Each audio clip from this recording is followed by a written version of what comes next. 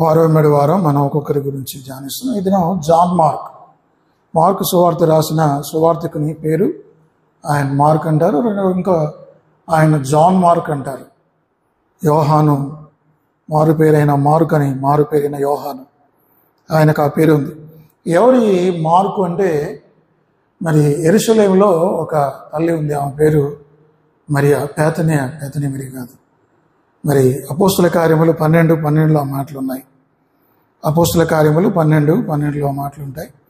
ఇట్లా ఆలోచించుకొని అతను మార్కను మారు పేరు గల యోహాను తల్లి అయిన మరి ఇంటికి వచ్చెను. అక్కడ అనేకులు కూడి ప్రార్థన చేయుచుండి. కాబట్టి యెరూషలేములో ఉన్న ఆ యొక్క జాన్ మార్కు తల్లి అయిన మరియ ఇంకా ఎక్కువగా ప్రార్థనలు జరిగాయి ఆ రోజుల్లో. యేసు ప్రభువారు ఈ లోకంలో ఉన్నప్పుడు కానీ, యేసు ప్రభువారు పరమునకు ఎత్తబడిన తర్వాత కూడా ఎక్కువగా ఆ ఇంటిని ఆధారం చేసుకుని సువార్త పరిచర్య జరిగించేవాళ్ళు. కాబట్టి మరి ఈయన ఎవరు జాన్ మార్క్ అంటే బర్నబాకు సమీప బంధువు ఇతను. బర్నబా బహుశా ఆయనకు మేనమామై ఉండవచ్చు, కజిన్ ఆ యొక్క మరియ తమ్ముడు, మరి మనకు తెలియదు. కొలసీలకు రాసిన పత్రిక 4వ అధ్యాయం 10వ వచనం. కొలసీ 4వ అధ్యాయం 10వ వచనం. కొలసీలకు రాసిన 4వ అధ్యాయం 10వ వచనం. నాతో కూడా చెరలో ఉన్న అరిస్తార్కును బర్నబాకు సమీప జ్ఞాతి అయిన మార్కును మీకు వందనములు చెప్పుచున్నారు. ఈ మార్కును గూర్చి మీరు ఆజ్ఞలు పొందితిరి. ఇతడు మీ ఎద్దుకు వచ్చిన ఎడ్ల ఇతన్ని చేర్చుకునడి. కాబట్టి ఈయన ఎవరు అంటే కొలసీ 4వ అధ్యాయం 10వ వచనం ప్రకారం జాన్ మార్క్ గురించి మనం జ్ఞాపకం చేసుకుంటే అంత మాత్రమే కాదు, అపోస్తుల కార్యములు 12వ అధ్యాయం 12వ వచనంలో కూడా ఇందాక మనం చూసాం. అపోస్తుల కార్యములు 12వ అధ్యాయం 12వ వచనంలో కూడా ఇక్కడ రాయబడిన మాట ఏంటంటే అనేకులు 12వ అధ్యాయం 12వ వచనం ఇట్లా ఆలోచించుకొని అతడు మార్కును మారు పేరు గల యోహాను తల్లి అయిన మరియా ఇంటికి వచ్చెను. అక్కడ అనేకులు కూడి ప్రార్థన చేయుచుండిరి. కాబట్టి ఎంతోమంది ప్రార్థన చేస్తున్నారు. కాబట్టి యోహాను తల్లి అయిన మరియా, ఈ యోహాను తల్లి మరియా ఎవరంటే యేసుక్రీస్తు ప్రభువారు పరలోకానికి వెళ్ళిన తర్వాత అక్కడ ఎంతోమంది ఆ యొక్క 120 మంది మేడగదులు కూర్చొని ప్రార్థన చేశారు కదా, అదే ఈమె మరి జాన్ మార్కు తల్లిలు కూడా అదే. కాబట్టి జాన్ మార్కు యేసు ప్రభువారు ఉన్న కాలంలో కూడా ఉన్నాడు. ప్రభు అయిన యేసుక్రీస్తు వారు జీవించిన కాలంలో కూడా యేసు ప్రభువారిని ఆయన వెంబడించాడు. మార్కు సువార్త 14వ అధ్యాయం 51వ వచనం. మార్కు సువార్త 14వ అధ్యాయం 51వ వచనం దొరికిందా? మార్కు 14:51.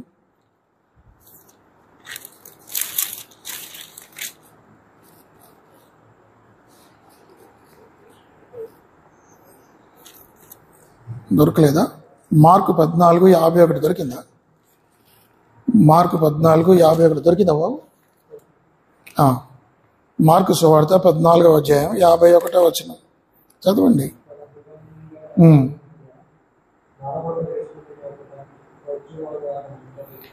అప్పుడు వారందరూ ఆయన్ని విడిచి పారిపోయిరి.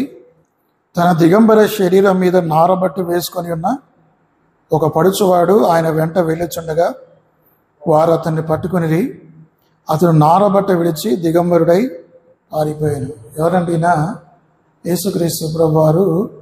మరి యేసుక్రీస్తు ప్రభువారిని వెంబడిస్తున్న ఆ యవన పడుచువాడు ఎవరంటే మార్కు. కాబట్టి జాన్ మార్క్ అనే ఈ మార్కు మరి యేసు ప్రభువారిని శ్రమలు పెడుతున్నప్పుడు యేసు ప్రభువారి ఆ శ్రమలు తట్టుకోలేక యేసు ప్రభువారిని వెంబడిస్తున్నప్పుడు అప్పుడు 52వ అతడు నారబట్ట విడిచి దిగంబరుడై పారిపోయాను. కాబట్టి పడుచువాడు తన దిగంబర శరీరం మీద నారబట్ట వేసుకొని ఉన్న ఒక పడుచువాడు ఆయన వెంట వెళ్ళుచుండగా వారు అతన్ని పట్టుకుని అతడు వారు నారబట్టి విడిచి దిగంబరుడై పారిపోయాను. కాబట్టి మార్కు సువార్త 14వ అధ్యాయంలో మనం చూస్తే 14వ అధ్యాయం 51వ వచనంలో జాన్ మార్క్ యొక్క బ్యాక్గ్రౌండ్ గురించి నేను చెప్తున్నాను. యేసు ప్రభువు వారిని సిలువ వేసేటప్పుడు వాస్తవానికి ఈ ఇస్కరియోతు యూదా యేసు ప్రభువాన్ని అప్పగించక మునుపు ముందు ఇస్కరియోతు యూద గెత్సెమనే తోటకు రాకముందు ఈ జాన్ మార్కు తల్లి అయిన మరీ ఇంటికి వెళ్ళవచ్చు. అక్కడికి వెళ్తే అక్కడ జాన్ మార్కు తల్లి ఇంట్లో యేసుప్రభు వారు కనబడలే. ఈ యొక్క ఇస్కరియోతుకు యేసుప్రభు వారి జాడలు తెలుసు. యేసుప్రభు ఎక్కడ ఉంటాడు ఉంటే జాన్ మార్కు తల్లి అయిన మరీ ఇంట్లో ఉంటాడు. అక్కడికి వెళ్తే అక్కడ లేరు. అక్కడి నుంచి గెత్సెమనే తోటకు వచ్చినప్పుడు ఈ యొక్క జాన్ మార్కు పడుచువాడు అతను మరి యేసుప్రభు వారితో పాటు వచ్చాడు. వచ్చినప్పుడు వాళ్ళందరూ ఆ జాన్ మార్కుని గుర్తుపెట్టి వాళ్ళు పట్టుకొని కొడతారు, వాళ్ళు వస్త్రాన్ని లాగుతారు. ఇందాక మనం చదివిన మాట అదే కదా. 51 తన దిగంబర శరీరం మీద నారబట్ట వేసుకొని ఒక పడుచువాడు ఆయన వెంట వెళ్ళుచుండగా వారు అతన్ని పట్టుకొని, వారందరూ కూడా సైనికులు అతన్ని పట్టుకున్నారు. పట్టుకునేసరికి నన్ను చంపుతారేమని భయపడి అతను ఏం చేశాడు, తన వస్త్రాన్ని విడిచిపెట్టి దిగంబరుడై పారిపోయాడు. ఎవరి వ్యక్తి అంటే ఈయనే మార్కు. కాబట్టి మార్కు చిన్న వయసు నుంచి కూడా యేసుప్రభు వారి గురించి ఆయనకు తెలుసు. అర్థమైందండి. అంత మాత్రమే కాదు, యేసుక్రీస్తు ప్రభు వారు సిలువను వేస్తున్నప్పుడు మార్కు అక్కడ చూశాడు. యోహాను సువార్త 15వ అధ్యాయం 14వ వచనం. యోహాను సువార్త మార్కు సువార్త 15వ అధ్యాయం 14వ వచనం. మార్కు 15:14 దొరికిందా? దొరకలేదా?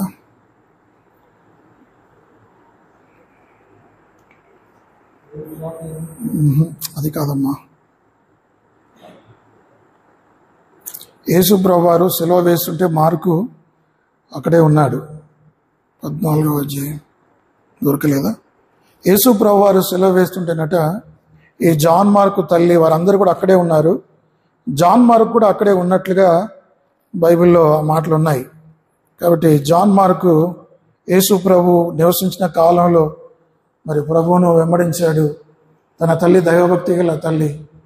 ఆ తల్లి ఇంట్లో ఎంతోమంది ప్రార్థనలు చేసేవాళ్ళు. కాబట్టి ఈ జాన్ మార్కు బ్యాక్గ్రౌండ్ మనం చూసాం. రెండవది, చిన్ననాటి నుంచి అతను డిసైపుల్షిప్, చిన్ననాటి నుంచి అతను శిష్యరికం చేశాడు. మూడవది ఏంటంటే జాన్ మార్కు రక్షింపబడిన తర్వాత ఇప్పుడు అపోస్తల కార్యములు 13వ అధ్యాయం 5వ వచనం. అక్కడ రాయబడిన మాటలు, వారు సలమీలో ఉండగా యూదుల సమాజ మందిరంలో దేవుని వాక్యము ప్రచురించుచుండిరి. యోహాను వారికి ఉపచారము చేయువాడగినను. ఈ యోహాను అనే వ్యక్తి, యోహాన్ అంటే జాన్ మార్క్. ఈ జాన్ మార్క్ ఏం చేసేవాడంటే మరి ఇక్కడ సువార్త పరిచర్య చేద్దామని పౌలుకు బర్నబాకు సహకారిగా ఉన్నాడు. కాబట్టి మనం ఏం చేయాలంటే మన జీవితంలో అంచెలంచెలుగా పైకి ఎదగాలి. ఒకేసారి ఉన్నతమైన స్థానాన్ని కోరుకోకూడదు.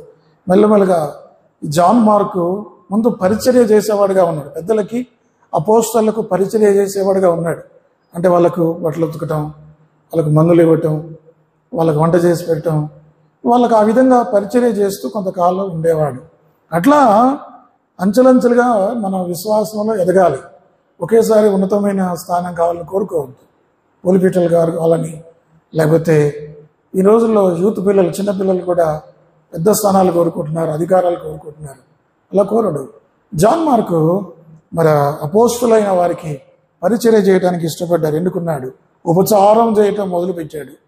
అయితే ఆ రకంగా కొంతకాలం సలోమిలో చేసిన తర్వాత చివరికి 13వ వచనం, అదే అపోస్తల కార్యములు 13వ అధ్యాయం 13వ వచనం. తర్వాత పౌలును అతనితో కూడా ఉన్నవారును ఓడ ఎక్కి పాపు నుండి బయలుదేరి పంపులిలో ఉన్న పెరుగకు వచ్చిరి. అచ్చట యోహాను వారిని విడిచిపెట్టి యెరూషలేమునకు తిరిగి వెళ్ళాను. ఇప్పుడు యోహాను ఇప్పుడు ఏమయ్యాడు, భయపడిపోయాడు. జాన్ మార్కు తిరిగి మరలా యెరూషలేముకు వెళ్ళిపోయాడు. యెరూషలేము నుంచి బర్నబాకు, పౌలుకు ఆయన పరిచర్య చేయడానికి, ఉపచారం చేయడానికి వచ్చాడు. తర్వాత జరిగింది ఏమిటంటే మరి వారిని విడిచిపెట్టాడు. కాబట్టి రాయబడిన మాట, తర్వాత పౌలును అతను కూడా ఉన్న వారును ఓడ ఎక్కి పాపు నుండి బయలుదేరి పంపులో ఉన్న పెరుగకు వచ్చి అచ్చట యోహాను వారిని విడిచిపెట్టి యెరూషలేమునకు తిరిగి వెళ్ళాను. బ్యాక్ స్లైడ్ అయిపోయాడు. ఒకసారి మన జీవితంలో యేసు ప్రభువుని నమ్ముకున్నామని చెప్పుకున్న తర్వాత ఎప్పటికీ మనం బ్యాక్ స్లైడ్ అవ్వకూడదు. ఏదైతే బైబిల్లో ఉంది, నాగటి మీద చేయి పెట్టి వెనుకకు తిరిగి చూచేవాడు నాకు పాత్రుడు కాడు. అంతే. మన ప్రాణం పోయినా సరే మనం ఒక సిద్ధాంతాన్ని నమ్మాం, మనకు ఒక రక్షకుడు అన్నాడు, మన కొరకు రక్తం కార్చిన ప్రభు ఉన్నాడు. ఆయనందు విశ్వాసం ఉంచుతూ మనం రక్షింపబడతాం. ఇదే విశ్వాసంలో పరిశుద్ధులు కొనసాగుతూ మనం పరలోకం వెళ్ళాలి. అటువంటి స్పృహ మనం కలిగి ఉండాలి. ఇతను ఇలాంటిది ఏమీ గ్రహింపు లేకుండా భయపడిపోయాడు. అతను అనుకున్నాడు, ఈ పంపూరియాలో ఇంత కష్టాలు, ఈ అరణ్యం విపరీతమైన చలి ఉంది, వస్త్రాలు లేవు, ఎందుకు ఇలా జరిగింది, ఎందుకు ఇక్కడ ఉండాలని చెప్పి ఆ పరిస్థితిని కూడా తట్టుకోలేక పారిపోయాడు. మరలా పారిపోయాడు. బైబిల్లో చాలామంది ఆరంభం బాగా ఇచ్చారు, తర్వాత విడిచిపెట్టి వెళ్ళిపోయారు. మనం గత వారం చూసుకున్నాం. పేతురు యేసుప్రభు వారు జాలరుగా ఉండడానికి పిలువబెట్టాడు. తర్వాత యేసుప్రభు వారి మాటకు లోబడకుండా తను వెళ్ళి చూశాడు. 13వ వచనం, తరువాత పౌలును అతనితో కూడా ఉన్నవారును ఓడ ఎక్కి పాపు నుండి బయలుదేరి పంపులిలో పెరుగుకు వచ్చి అచ్చట యోహాను వారిని విడిచిపెట్టి యెరూషలేమునకు తిరిగి వెళ్ళాను. కాబట్టి మనం ఎలాగున్నాం? మనం యెరూషలేమునకు వారి వల్లే ఉన్నామా? యోహాను వారిని విడిచిపెట్టే వాళ్ళని ఉన్నాంగా? మనం ఎలాగున్నాం అనేది మనం పరీక్ష చేసుకోవాలి. మనం యేసు ప్రభు వారిని విడిచిపెట్టే వారంగా మనం ఉండాలి. మన జీవితంలో మనం ఏ విధంగా మనం నష్టపోయామో మనం కూడా ఇక్కడ కూడా రాయమని మాట్లాడితే మార్కు సువార్త 14:51, మార్కు 15:14.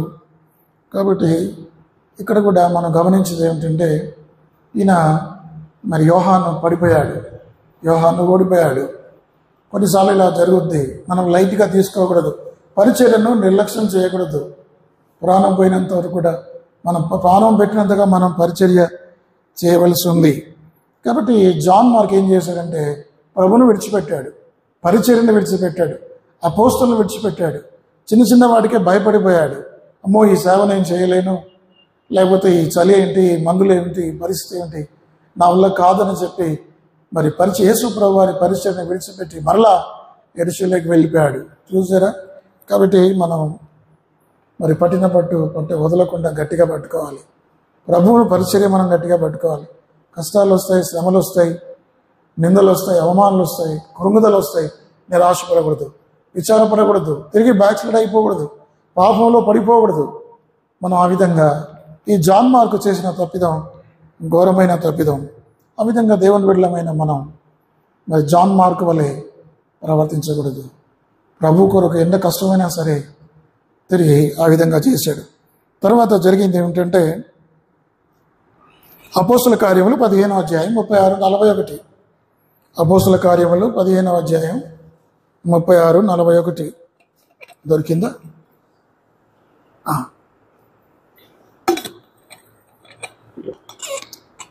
దొరికిందయ్యా?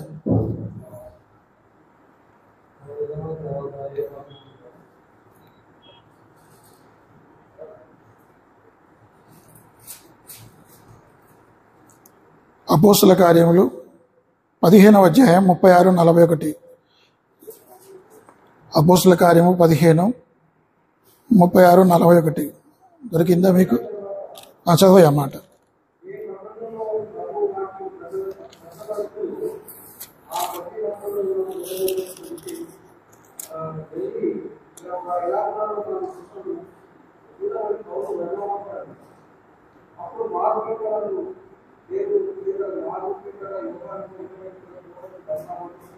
చూసారా? ఇప్పుడు కొన్ని దినములైన తర్వాత వాళ్ళు రెండవ దండయాత్రకు వెళ్దామని అనుకున్నారు, పౌలు బర్నబా.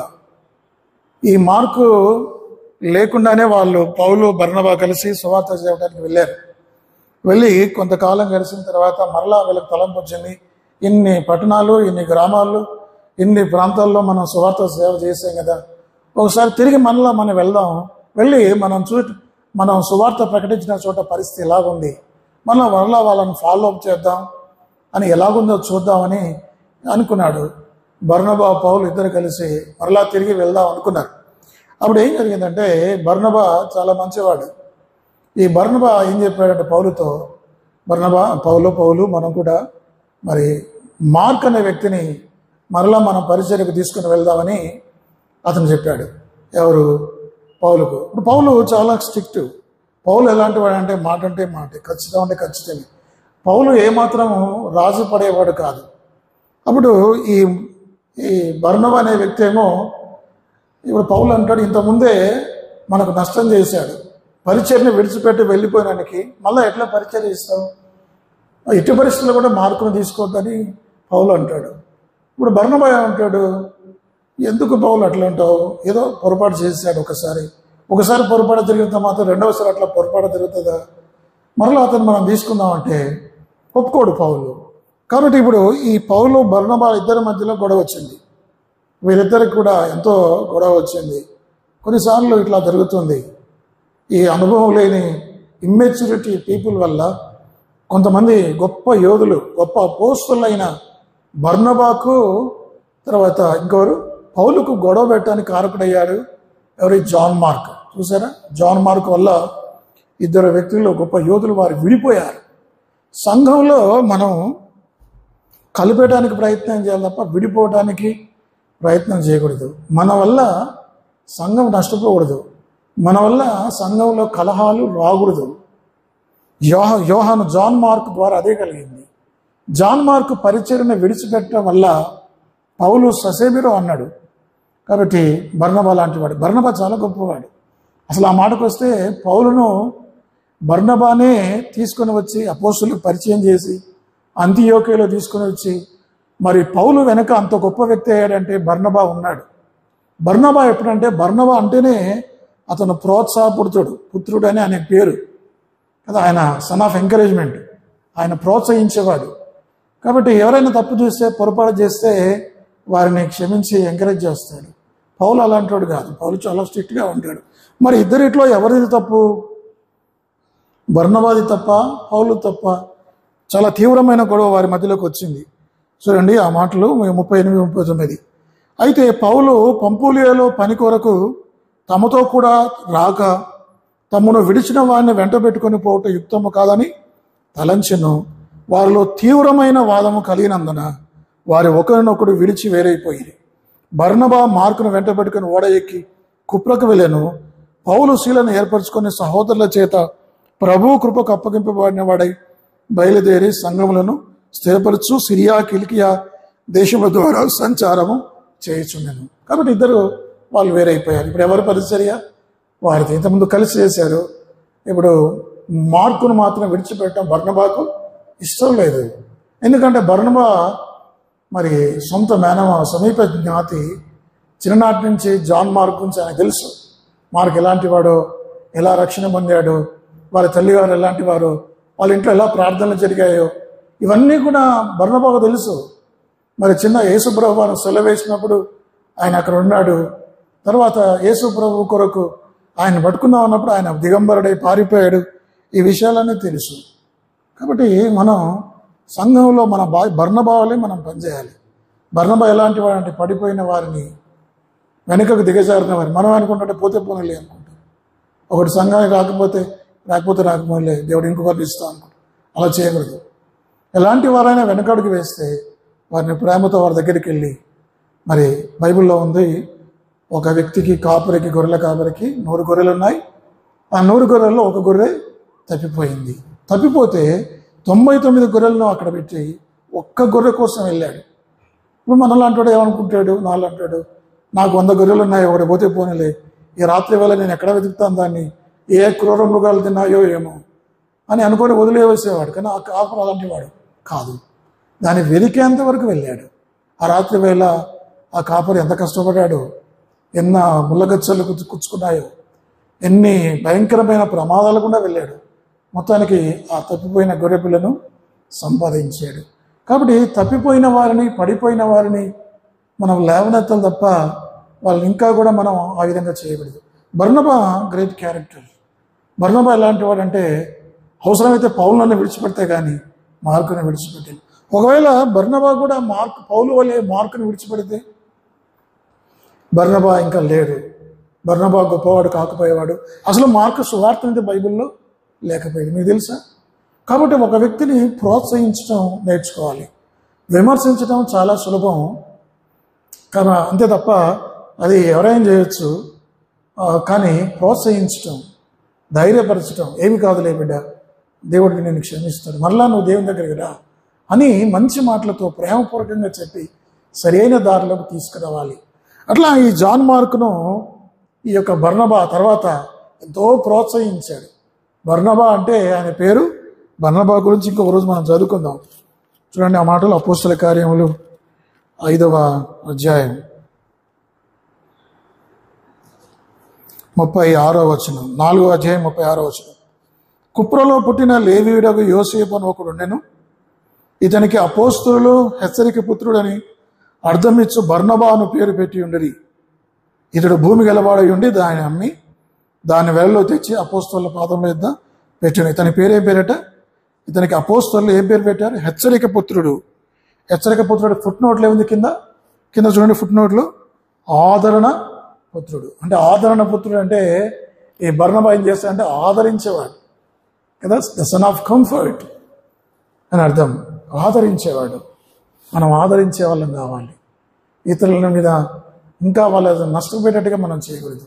జాన్ మార్కును ఆదరించాడు, బలపరిచాడు. ఏమి కోపడలేదు పౌలు వలె. ఎందుకు జాన్ మార్క్, ఎందుకు ఇలా చేసావు, ఏం జరిగింది నీకు, పరిచర్యను ఎందుకు విడిచిపెట్టావు అని ఇక చేసేవని ఇక ముందు అలా చేయకని చెప్పి తను ఎంతో చేశాడు. చూసారా? కాబట్టి ఒక పడిపోయిన వ్యక్తిని తిరిగి మరి సంఘంలో రావడం అనేది చాలా కష్టం.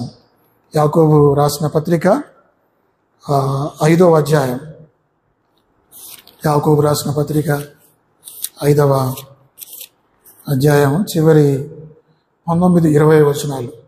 యాకోబు 5:19-20. నా సహోదరులారా, మీలో ఎవడైనా సత్యము నుండి తొలగిపోయినప్పుడు మరి ఒకడు అతన్ని సత్యమునకు మళ్లించినలా పాపిని వాని తప్పు మార్గము నుండి మళ్లించువాడు మరణం నుండి ఒక ఆత్మను రక్షించి అనేక పాపములు కప్పివేయనని తాను తెలుసుకునవలెను. చూసారా రాయబడిన మాట? సత్యం నుండి తొలగిపోయినప్పుడట మరొకడు ఏం చేయాలి? అతన్ని సత్యంలోకి మళ్లించాలి. అలా మళ్లించగలిగితే ఒక ఆత్మను నిత్య నరకం నుంచి నిత్య జీవంలోకి పంపించిన వారు అవుతాం. కనుక మనం పడిపోయిన వారిని చులకనగా చేయకూడదు. ఇంకా అతన్ని నానా మాటలు పెట్టి బాధ పెట్టకూడదు. సంఘంలో కొంతమందికి బలహీనతలు ఉంటాయి, వారిని అసహించుకోవద్దు, ఈసడించుకోవద్దు. అలాంటి వారిని కూడా నెమ్మదిగా సంఘంలోకి చేర్చాల్సిన అవసరం మనకుంది. ఆ మాటకు వస్తే మరి యేసు ప్రభు వారు మనం ఎంత పాపులం, మనల్ని ఎంత ప్రేమించాడు ఆయన, మనల్ని ఎంత సహించాడు ఆయన, మన కొరకు ప్రాణం పెట్టాడు కదా. మనం కూడా ఇతరుల కొరకు ఔదార్యం చూపించాలి. గలతీయులకు రాసిన పత్రిక 6వ అధ్యాయం 1వ వచనం. గలతీయులకు రాసిన పత్రిక 6వ అధ్యాయం 1వ వచనం. సహోదరులారా, ఒకడు ఏ తప్పిదములోనైనా చిక్కుకుని ఎడల ఆత్మ సంబంధులైన మీలో ప్రతి వాడు తాను శోధింపబడునేమో అని తన విషయమై చూచుకొనొచ్చు సాత్వికమైన మనసుతో అట్టి వాడిని మంచి దారికి తీసుకొని రావాలని. చూసారా? అంటే ఇప్పుడు బర్నబా ఏం చేశాడు? బర్నబా సాత్వికమైన మనసుతో జాన్ మార్కును మంచి దారిలోకి తీసుకుని వచ్చాడు. చాలా గొప్ప సంగతి. నేను 9th క్లాస్లో చదువుతున్నప్పుడు నాకు మ్యాథమెటిక్స్ ఏమీ రాదు, లెక్కలు రావు. అప్పటిదాకా చాలా పూర్. నేను A+B² కూడా నాది లేదు. అప్పట్లో మాకు కాంపోజిట్ మ్యాథ్స్ అని ఉండేది. అయితే మా మ్యాథ్స్ టీచరు నా మీద దృష్టి పెట్టడం మొదలుపెట్టాడు. ఎందుకు ఆయనకు నా మీద మరి ప్రేమ కలిగిందో నాకు తెలియదు. నన్ను పట్టించుకోవడం మొదలుపెట్టాడు, నన్ను ప్రోత్సహించడం మొదలుపెట్టాడు. ప్రభుదాసు, నువ్వు మంచి తెలివిగలవాడు, నీకు లెక్కలు బాగా వస్తాయి, నువ్వు చేయగలవు అని మాట్లాడడం మొదలుపెట్టాడు. అంతే, ఆయన ఏం చేయలేదు. ఆ తర్వాత నేనేం చేశానంటే శ్రద్ధగా వినటం మొదలుపెట్టాను.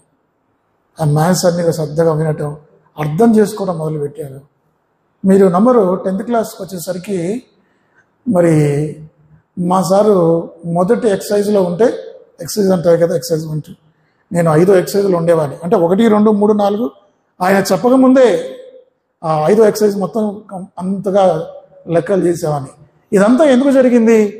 ఒక్క ప్రోత్సాహం వల్ల. ఒక్క ప్రోత్సాహం, ఒక మంచి మాట, నువ్వు చేయగలవు, సరే అయిపోయిందో అయిపోయింది, ఇక నుంచి నువ్వు మంచిగా చేయగలవని మనం ఇతరులను ప్రేమించి ప్రోత్సహిస్తే, సాత్వికమైన మనసుతో అట్టి వారిని దారిలోకి తీసుకొని ఇస్తే వాళ్ళు ఎంత గొప్ప వాళ్ళు అయ్యారు. నిజంగా ఈ బర్నబా చేసిన పని ఎంత గొప్పది. ఒక గ్రేట్ క్యారెక్టర్. మరి ఆ వ్యక్తి తిరిగి ప్రోత్సహించడం ద్వారా ఏం జరిగిందో మీకు తెలుసా? చూడండి, తిమోతిలకు రాసిన పత్రిక కొలస్సీ 4:10 మనం చదివాం కదా. కొలస్సీ 4:10 ఒకసారి చదవండి. కొలస్సీ 4:10 ఇందాక మనం చదివింది. నాతో కూడా చెరలో ఉన్న అరిస్తార్కును బర్నబాకు సమీప జ్ఞాతి అయిన మార్కును మీకు వందనములు చెప్పుచున్నారు. ఈ మార్కు తిరిగి సమకూర్చబడ్డాడు, మరలా పౌలుతో కలిశాడు. మార్కు గురించి అందరి సంఘాలు చెప్పాడు. ఈ మార్క్ అనేవాడు పరిచర్యకు మమ్మల్ని విడిచిపెట్టి వెళ్ళిపోయాడు. ఏ సంఘానికైనా మార్క్ అనేవాడు వస్తే మీరు వాడిని చేర్చుకోవద్దని చెప్పి అన్ని సంఘాలకు ఆజ్ఞనిచ్చాడు. ఎవరు? పౌలు. కానీ అదే పౌలు రియలైజ్ అయ్యాడు, అయ్యో నేను తొందరపడ్డాను, మార్కు గురించి చెడ్డగా అనుకున్నాను, కానీ మార్కు చాలా మంచివాడు. ఈ సమయంలో బర్నబా అతన్ని ప్రోత్సహించాడు. అదే సమయంలో పేతురు కూడా అతన్ని ప్రోత్సహించాడు. పేతురు రాసిన మొదటి పత్రిక 5వ అధ్యాయం. పేతురు రాసిన మొదటి పత్రిక 5వ అధ్యాయం 13వ వచనం. బబులోనులో మీ వలె ఏర్పరచబడిన ఆమెయు నా కుమారుడైన మార్కును మీకు వందనములు చెప్పుచున్నారు. నా కుమారుడైన మార్కు అంటే ఆయన సొంత కుమారుడు కాదు, ఆత్మీయమైన కుమారుడు. అంటే జాన్ మార్కును మరి పేతురు ఎంత ప్రోత్సహించాడంటే, ఆ మాటకు వస్తే చాలామంది ఏమంటారంటే ఈ మార్కు సువార్త రాసిన దాని వెనుక ఎవరున్నారు? పేతురు ఉన్నాడు. బైబిల్లో 4 సువార్తలు. మత్తయి సువార్త మత్తయి రాశాడు. మార్కు సువార్త పేతురు వెనక ఉండి మార్కుతో రాయించాడు. లూకా సువార్త అపోస్తలుడైన పౌలు వెనక ఉండి ఆయన దాన్ని రాయించాడు. యోహాన్ అయితే యోహాన్ రాశాడు. ఎవరు? యేసు ప్రభువు వారి శిష్యులు. కాబట్టి అంతగా పేతురు ఆత్మీయ కుమారుడు. వాస్తవానికి పేతురుకే కాదు, ఈయన ఎవరు? పౌలు కూడా తన కుమారుడిగా ఎంచుకున్నాడు. 1 తిమోతి 1వ అధ్యాయం 12వ వచనం. మొదటి తిమోతి 1వ అధ్యాయం 12వ వచనంలో ఆ మాట చదువుదాం. 1 తిమోతి 1:18వ వచనం చదువుదాం, లేకపోతే 18. నా కుమారుడవైన తిమోతి నీ విశ్వాసమును మంచి మనస్సాక్షి కలిగిన వాడై. కాబట్టి ఈ మాట వాస్తవానికి పౌలు ఎవరి గురించి రాయాలంటే మరి ఆ మార్కు గురించి చెప్పాలి. మార్కును తన కుమారుడిగా భావించాడు. మార్కు తప్పిపోయాడు కాబట్టి మార్కు స్థానంలో ఎవరిని పెట్టాడు? ఇప్పుడు ఎవరిని తీసుకున్నాడు? తిమోతిని తీసుకున్నాడు. ఒకవేళ ఇక్కడ మార్కే కనుక ఉంటే మార్కు నా కుమారుడైన మార్కు అనే మాట అక్కడ ఉండేది. అది విషయం అర్థమైందండి. కాబట్టి ఇప్పుడు పేతురు ఆయన బాధ్యత తీసుకున్నాడు. పేతురు వాక్యం అంతా చెప్పాడు. యేసు ప్రభువు వారు జీవిస్తున్న కాలంలో సువార్త అంతా కూడా అతని చేత రాయించాడు. కాబట్టి ఇప్పుడు పడిపోయిన మార్కు తిరిగి లేచాడు. పడిపోయిన మార్కు ఇప్పుడు ఏమయ్యాడు? పడిపోయాడు నిజమే. మనమందరం పడిపోవడం సహజం. కొన్నిసార్లు విశ్వాసులైన వారు పడిపోతారు, యవనస్తులు పడిపోతారు, కొన్నిసార్లు సేవకులు కూడా పడిపోతారు, కొన్నిసార్లు పెద్దలు పడిపోతారు. ఎవరైనా పడిపోయే అవకాశం ఉంది. బైబిల్లో ఆ మాటలు ఉన్నాయి. నేను విశ్వాసిని, నాకు 20 ఏళ్ళు 50 ఏళ్ళు అయింది, నేను రక్షింపబడి నాకేమి కాదు అన్నీ నేను జయిస్తా అనడానికి లేదు. ఎవరైనా సరే పడిపోయే అవకాశం ఉంది. బైబిల్లో ఉందా లేదా? 1 కొరింథీ 10వ అధ్యాయం 12వ వచనం. 1 కొరింథీ 10:12. తాను నిలుచున్నానని తలంచుకున్నవాడు పడుకున్నట్లు జాగ్రత్తగా చూసుకోవాలి. తాను నిలుచున్నవాడు ఏమైనా పడకుండా జాగ్రత్తగా చూసుకోవాలి. ఒకవేళ పడిపోతే ఇప్పుడు 13వ వచనం.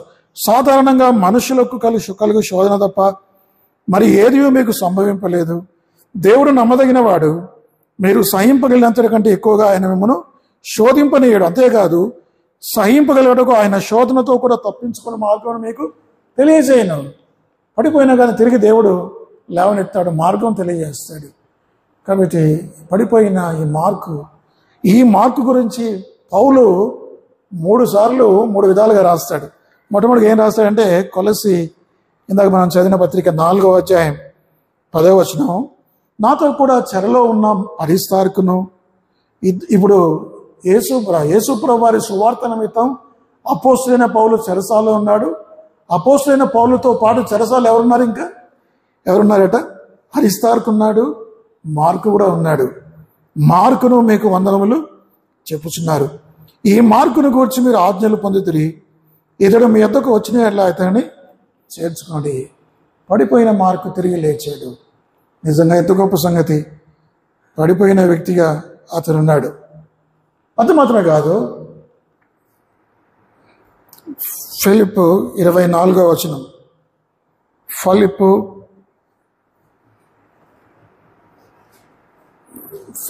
24వ అధ్యాయం. ఫిలిప్పు 24వ అధ్యాయం దొరికిందన్నమాట. ఫిలిప్పు 24 చదువుతారా? ఫిలిప్పు కదమ్మా, క్షమించాలి, ఫిలమోను. హెబ్రీ కంటే ముందు ఉంటుంది. 24వ వచనం. ఫిలమోను 24వ వచనం. క్రీస్తు యేసునందు నా తోడి ఖైదీ అయిన ఎపఫ్రా, నా జత పని వారైన మార్కు, అరిస్తార్కు. ఇందాకనేమో చెరసాల్లో ఉన్నాడని చదివాము. ఇక్కడ కొలస్సీ 4:10. ఇక్కడేం చదువుతున్నాం? నా జత పని వారైన మార్కు. అందరూ మరి ఈయన్ని విడిచిపెట్టారు, పౌలు విడిచిపెట్టారు. పౌలుతో పాటు ఎవరున్నారంటే మరి ఎపఫ్రా, మార్కు, అరిస్తార్కు, దేమా, కొంతమంది ఉన్నారు. చూసారు. ఆ తర్వాత దేమా కూడా ఆయన విడిచిపెట్టి వెళ్ళిపోయాడు. కాబట్టి ఎవరిని కూడా మనం తక్కువ అంచనా వేయకూడదు. వీడి పనికిరాడు, వీడి వాక్యం చెప్పలేడు, ఇతని జీవితం ఇంతే అనడానికి లేదు. దేవుడు ఎవరినైనా మార్చగలడు. దేవునికి శక్తి ఉంది. ఇది మనుషులకు అసాధ్యం, కానీ దేవునికి సమస్తము సాధ్యం. ఎవరిని మనం కించపరచకూడదు. కాబట్టి ఇతను పడిపోయిన వ్యక్తి అనుకునే వ్యక్తి, ముగ్గురు గొప్ప అపోస్తల మధ్యలో పెరిగాడు, ఆత్మీయంగా బలపరచబడ్డాడు. ఎవరెవరు? ఒకటి బర్నబా, రెండవది పేతురు, మూడవది పౌలు. ఈ ముగ్గురు దగ్గర వాక్యం నేర్చుకున్నాడు, గొప్పవాడయ్యాడు. కాబట్టి అతను పౌలుతో పాటు చెరసాల్లోకి వెళ్ళాడు. పౌలు జత పనివాడుగా మారాడు. అంత మాత్రమే కాదు, చూడండి ఇంకొక మాట ఉంది. 2వ తిమోతి 4వ అధ్యాయం 11వ వచనం. ఆయన గురించి, మార్కు గురించి చాలా గొప్పగా రాయబడింది. 2వ తిమోతి 4వ అధ్యాయం 11వ వచనం. లూకా మాత్రమే నా యొద్ద ఉన్నాడు, మార్కును వెంట పెట్టుకుని రమ్ము, అతడు పరిచారం నిమిత్తము నాకు ప్రయోజనకరమైన వాడు. ఇదే మార్కు గురించి కొన్ని సంవత్సరాల క్రితం ఏమనుకున్నాడు పౌలు? ఇతను ప్రయోజనం లేనివాడు, యూజ్లెస్ ఫెలో అనుకున్నాడు కాబోలు. కానీ అలాంటి వాడు ఇప్పుడు ఏమయ్యాడు? ప్రయోజనకరమైన వాడు అన్నాడు. ఇంతకుముందుకు మనం ఫిలోమోను పత్రికలో కూడా ఒనేసిముకు రాస్తూ అతను అంటాడు, ఇతను నిష్ప్రయోజకమైన వాడే ఒనేసిమ, అయితే ఇప్పుడు నీకును నాకును ప్రయోజనకరమైన వాడు. అంటే దేవుడు నిష్ప్రయోజనమైన వ్యక్తుల్ని, పనికిమాలిన వ్యక్తుల్ని తన పని కొరకు వాడుకుంటాడు. అర్థమైందండి? జాన్ మార్క్ అట, మరి అతడు పరిచారము నిమిత్తము నాకు ప్రయోజనకరమైన వాడు. కాబట్టి దేవుడు మిమ్మల్ని అందరినీ కూడా, మనందరినీ కూడా ప్రయోజనకరంగా మారుస్తాడు. దేవా, నాకేం అర్థం కావట్లేదు, వాక్యం తిరగట్లేదు, పాటలు పాట రావట్లేదు, నాకంతా గందరగోళంగా ఉంది, అందరూ నన్ను ఎవరు పట్టించుకోవట్లేదు, ఏంది ప్రభా? నువ్వు నిస్వార్థంగా లేకపోతే యథార్థంగా నువ్వు ప్రార్థన చేస్తే దేవుడు నీ ప్రార్థనలు వింటాడు. మనం ఎలాంటి వారమైనా సరే దేవుడు మన పైకి తీసుకుని వస్తాడు. పడిపోయిన వారిని లేవనెత్తేవాడు మన దేవుడు. మనుషులేమో ఇంకా త్రోసివేస్తారు, ఈసడించుకుంటారు, వెలివేస్తారు. దేవుడు అలాంటి వాడు కాదు. కాబట్టి దేవుడు ఘనపరిచాడు, గొప్పవాడయ్యాడు కదా. కాబట్టి అతను ప్రయోజనకరమైన వాడయ్యాడు. తర్వాత చెరసాల్లోకి వెళ్ళాడు సువార్త నిమిత్తమే.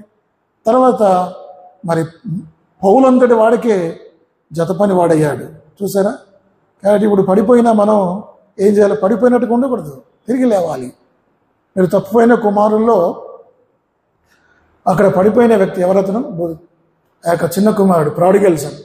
పడిపోయిన తర్వాత అతను ఏం చేశాడంటే తిరిగి అతను లేచాడు. అతను బుద్ధి వచ్చినప్పుడు అతను పశ్చాత్తాపడ్డాడు. నా తండ్రి పరలోకానికి విరోధంగా నేను పాపం చేశానని చెప్పి తండ్రి వద్దకు తిరిగి వచ్చాడు. మనం ఏ విషయంలో పడిపోయి ఉంటే పడిపోయిన స్థితిలో ఉండకూడదు, తిరిగి లేవాలి, దేవుడికి క్షమాపణ అడగాలి. నా జీవితం ఇంతేలే, ఇంక అంతా అయిపోయింది, నా వల్ల కాదు, ఈ పాపం నుంచి నేను బయటికి రాలేను, ఈ పని చేయలేను అనుకోకూడదు. ఎవరైనా సరే నిజంగా యథార్థంగా పశ్చాత్తాపడితే దేవుడు తిరిగి లేపుతాడు. అయితే ఈ జాన్ మార్కు ఎంత గొప్పవాడయ్యాడంటే చివరికి ప్రపంచంలో 2000 సంవత్సరాల నుంచి ఈ మార్కు సువార్త 16 అధ్యాయాలు చదివి ఎంతమంది ప్రోత్సహించబడ్డారు. అసలు మార్కు సువార్త చాలా క్లుప్తమైన పుస్తకం, 16 అధ్యాయాలు ఉన్నాయి. కానీ ప్రతి మాట, ప్రతి సంఘటన మనల్ని ప్రభు దగ్గర నడిపిస్తుంది. ప్రపంచంలో మార్కు సువార్త చదివి 2000 సంవత్సరాల్లో ఎన్ని కోట్ల మంది పరలోకాన్ని వెళ్ళారో మనకు తెలియదు. ఒక రోజున నిష్ప్రయోజనమైన వాడు, ఒక రోజున పరిచయం విడిచిపెట్టి వెళ్ళినాడు, ఒక రోజున పనికిరాడు అనుకున్నాడు, ఆ తర్వాత గొప్పవాడయ్యాడు. మరి ఆ ప్రయోజనకరమైన వాడు ఎంత ప్రయోజనకరమైన అంటే ప్రపంచానికి ఒక సువార్తను, యేసుప్రభువు వారి సువార్తను రాసి ఆ సువార్త ద్వారా కొన్ని లక్షల మిలియన్స్ ఆఫ్ పీపుల్ పరలోకానికి వెళ్ళడానికి కారకుడయ్యాడు. దేవుని బిడ్డలమైన మనం దీని ద్వారా నేర్చుకునేది ఏమిటంటే, మరి మన జీవితంలో ఓటములు సహజం, కృంగుదల సహజం, పడిపోవటం సహజం. బైబిల్లో చెప్తుంది, భ్రష్టులైన బిడ్డలారా తిరిగి రండి అని దేవుడు చెప్తున్నాడు. భ్రష్టులైన బిడ్డలారా, కమ్ అంటు మీ ఓ బ్యాక్ స్లైడర్స్ అనే ఒక మాట ఉంది ఇర్మియా గ్రంథంలో. భ్రష్టులైన బిడ్డలారా, మీ విశ్వాసంలో భ్రష్టత్వంలోకి వెళ్ళిపోయారా? పాపంలో పడిపోయారా? పరిచర్యను విడిచిపెట్టారా? ప్రభు కొరకు నమ్మకంగా జీవించట్లేదా? అయితే ఏం పర్వాలేదు, తిరిగి నా ఎదుకు రండి. పశ్చాత్తాప హృదయంతో మీరు రండి. మీరు కనుక వస్తే నేను మీ పాపాలకు క్షమిస్తా. ప్రభు క్షమిస్తాడు, ప్రభు సరి చేస్తాడు. యేసు ప్రభు వారు నీ కొరకు నా కొరకు రక్తం కార్చాడు, ప్రాణం పెట్టాడు, నీ కొరకు గొప్ప వెల చెల్లించాడు. కాబట్టి ఆ వెల అర్థం చేసుకోవాలి. బైబిల్లో ఉంది, మీరు మీ సొత్తు కారు, విలువ పెట్టి కొనబడిన వారు. జాన్ మార్కునే కాదు, ఆయన నిన్ను నన్ను కూడా విలువ పెట్టి కొన్నాడు. ఏమిటి విలువ అంటే, విమోచన క్రయధనముగా తన ప్రాణాన్ని అప్పగించాడు. కాబట్టి దేవుడికి, యేసు ప్రభు వారికి మనం అంటే ఎంత ప్రేమ. ఒకవేళ దారి తప్పినా, ఆయన విడిచిపెట్టినా మనల్ని ఆయన విడిచిపెట్టేవాడు కాదు. ఆయన మనల్ని వెంబడిస్తూనే ఉంటాడు, ఆయన మనల్ని అనుసరిస్తూనే ఉంటాడు. తిరిగి ఆయన దగ్గరకు వచ్చేంత వరకు కూడా ఆ సహనం, ఓర్పు, దీర్ఘశాంతం కలిగిన వాడు ప్రభు. జాన్ మార్కు పడిపోయిన వాడు తిరిగి లేచినప్పుడు నీవు నేను ఎందుకు లేవకూడదు? తప్పనిసరిగా లేస్తాం. జాన్ మార్క్ ఎంత గొప్పవాడయ్యాడు, మళ్ళీ కూడా గొప్పవాడు చేస్తాం. ప్రొవైడెడ్ మన పశ్చాత్తాప హృదయంతో ఆయన దగ్గరికి రావాలి. ప్రభా, నేను పడిపోయాను, నన్ను లేవనెత్తు.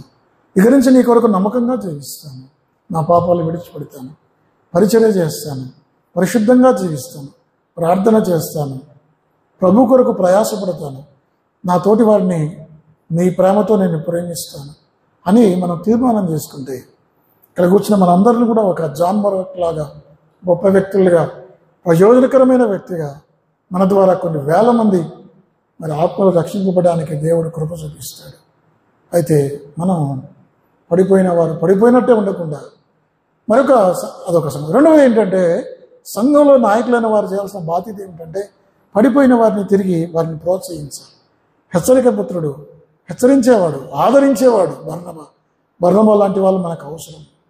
కాబట్టి మనం ఆ విధంగా ప్రోత్సహించటం, బలపరచటం, మంచి దారిలోకి తీసుకురావటం మనం నేర్చుకో. ఆ విధంగా మన వారిని, మన పిల్లల్ని మనం ప్రోత్సహిద్దాం, బలపరుచుదాం. ఆ విధంగా దేవుడు అన్ని విధాలా దేవుడు మనకు సహాయం చేయాలి. ఆ విధంగా దేవుడు మనకు సహాయం చేస్తాడు. దేవుడి వాక్యమును